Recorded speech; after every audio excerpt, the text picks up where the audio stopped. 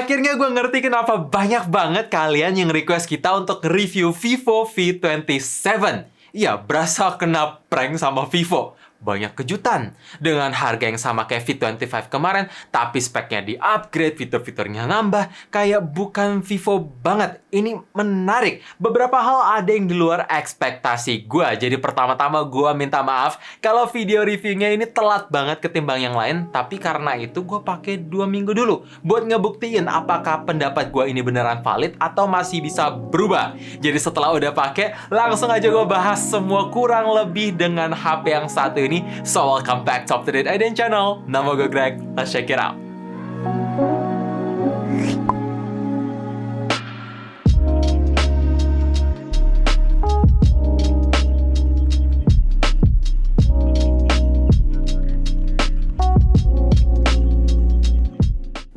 Titik andalan di HP ini yang paling gue suka dan bikin berkesan di HP ini ada di bagian kamera atau lebih tepatnya ada di lensa utama. Ya, mereka menggunakan Sony IMX766V.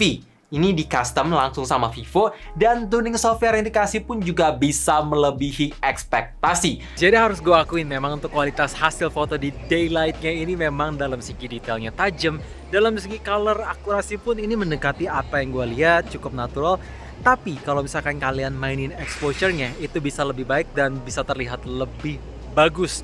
Oh ya, dynamic range-nya juga ngangkat, highlight-nya bagus. Pokoknya ya daylight-nya sih ini mantap. Kecuali untuk lensa ultrawide memang ada sedikit pembeda warna, tapi ya wajar sih ada perbedaan resolusi dan bukaan cahaya juga. Dan untuk kondisi low light, detailnya juga masih ngangkat banget, noise-nya ini minim dengan highlight yang ngangkat. Tapi kalau misalkan gue nyalain fitur night mode, ini agak terlalu berlebihan kontrasnya dengan highlight-nya makin ngangkat dan detail yang makin tajam. Jadi sedikit tips lagi dari gue, kalau misalkan kalian pengen hasil fotonya lebih terang di night mode, turunin exposure-nya sendiri dan mainin fokusnya biar kalian bisa hasilin foto yang lebih bagus. Jadi nggak berasa kayak lebay, jadi beneran dapet esensi kondisi malam hari tanpa harus mengubah foto yang gimana-gimana. Itu saran dari gua. Tapi overall, dalam segi detail di lensa utama baik low light ataupun daylight, ini gila sih buat HP mid-range.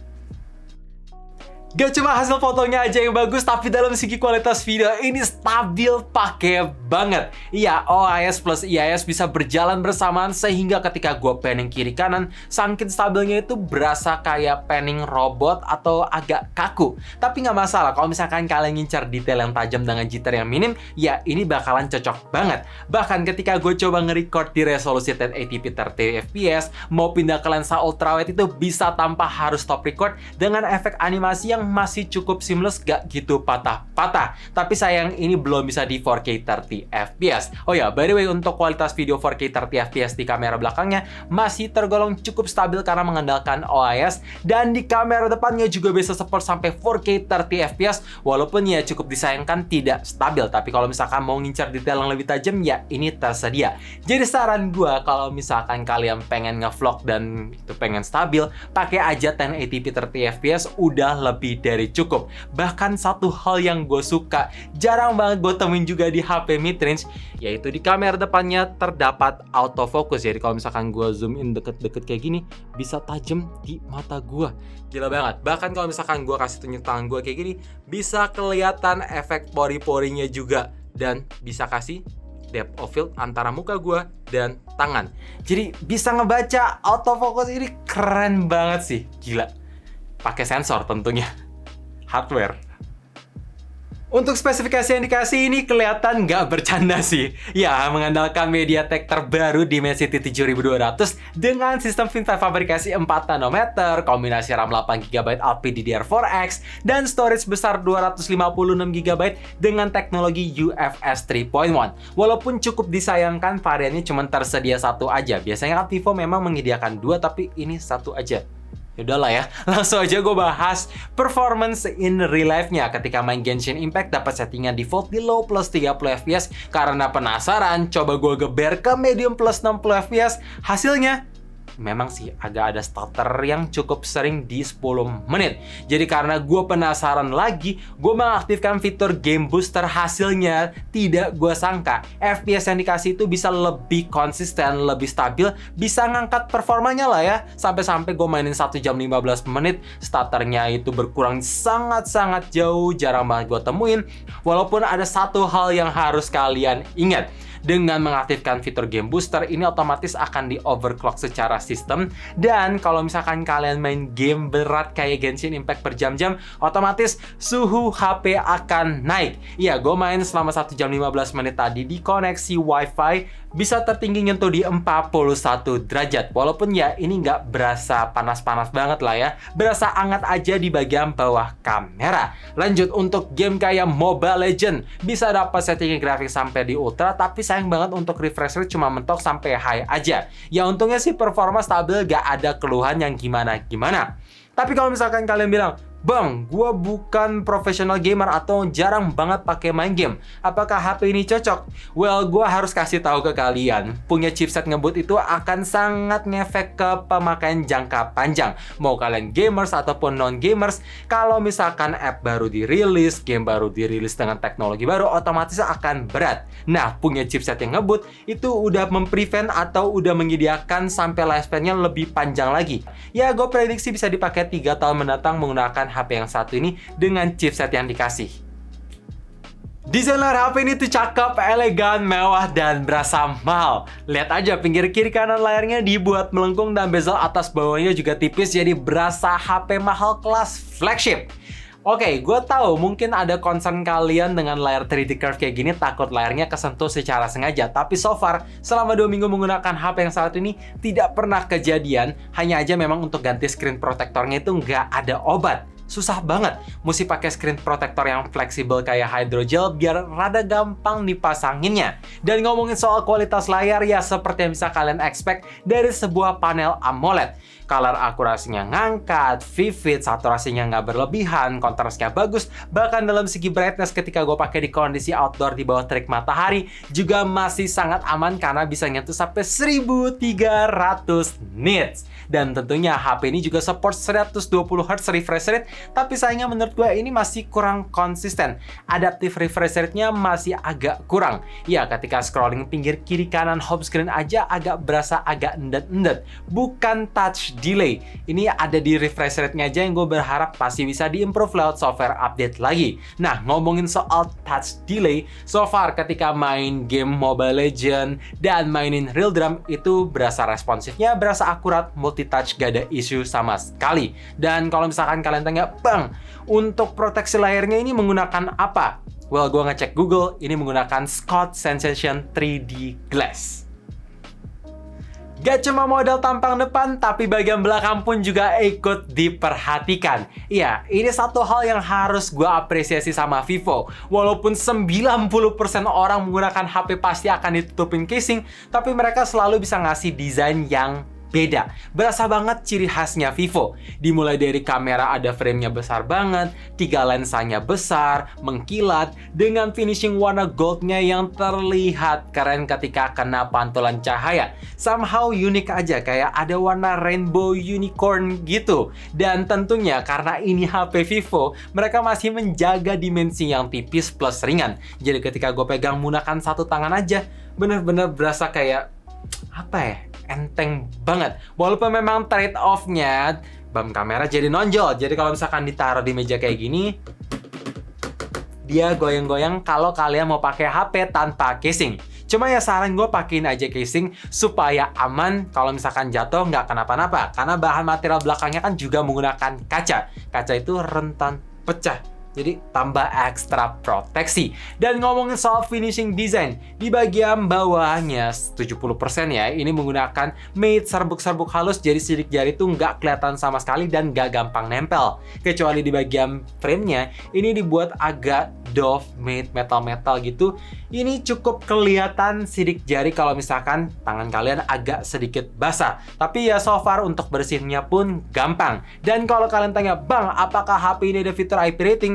Jawabannya sih belum ada. Dan untuk expansion, sayang banget tidak tersedia slot micro SD, cuman ada dual slot SIM aja. Dengan bodi yang semakin tipis, gak cuma bam kamera yang makin nonjol, tapi dalam segi kapasitas baterai dikasih pun juga nggak bisa besar-besar amat. Jadi HP ini cuma pakai 4600 mAh. Tapi pertanyaannya, apakah baterai kecil otomatis menghasilkan screen on time yang kurang memuaskan? Well, ketika gue coba main intens Mobile Legends untuk push rank akhirnya udah ke Mythic lagi, menuju Mythic Glory.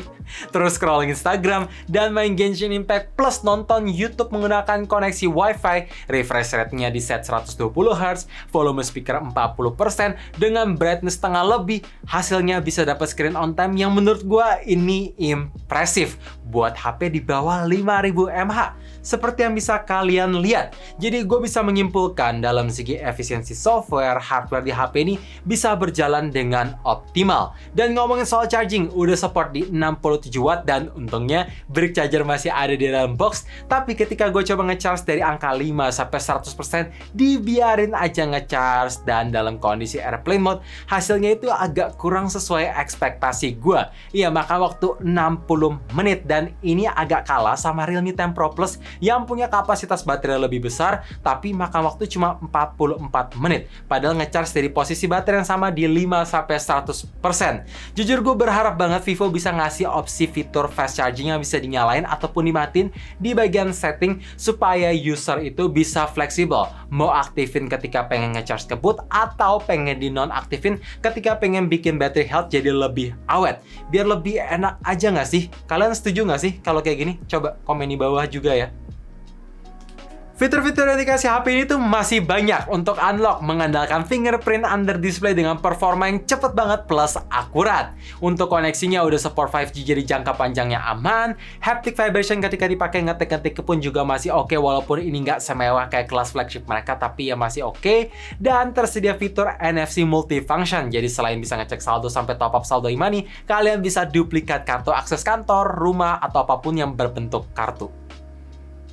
Mungkin yang selalu jadi kekurangan terbesar di Vivo V series ada di bagian sound quality. Ya, dari zaman V19 sampai sekarang V27 masih menggunakan single speaker, apalagi HP ini sudah tidak ada port jack 3.5 dan ditambah adapter Type-C ke port jack 3.5 juga sudah tidak dikasih di dalam box. Jadi rasanya agak gimana ya? Untuk kualitas suara memang nggak jelek-jelek amat. Dalam segi vokalnya masih jernih, clarity-nya dapet, tapi menurut gua dalam segi treble-nya ini terlalu dominan sehingga bassnya agak ketutup, dan dalam segi volume juga kurang kenceng. Buat kalian penasaran gimana sound quality-nya, make sure pasang earphone ataupun headset. Gue pasang lagu by Lecky Inspire tentunya.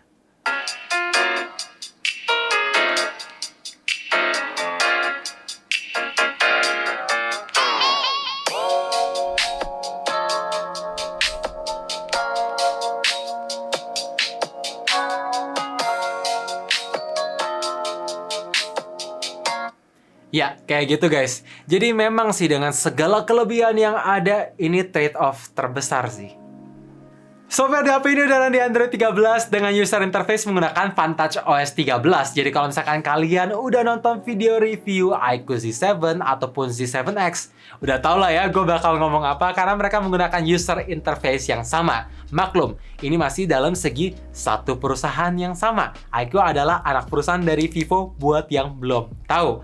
Bedanya mungkin karena HP ini menggunakan panel AMOLED, customization-nya itu bisa menyeluruh. Kalian bisa ganti efek always on display, efek charging, efek fingerprint under display-nya, bahkan efek notifikasi yang masuk itu bisa kalian custom sesuai preferensi.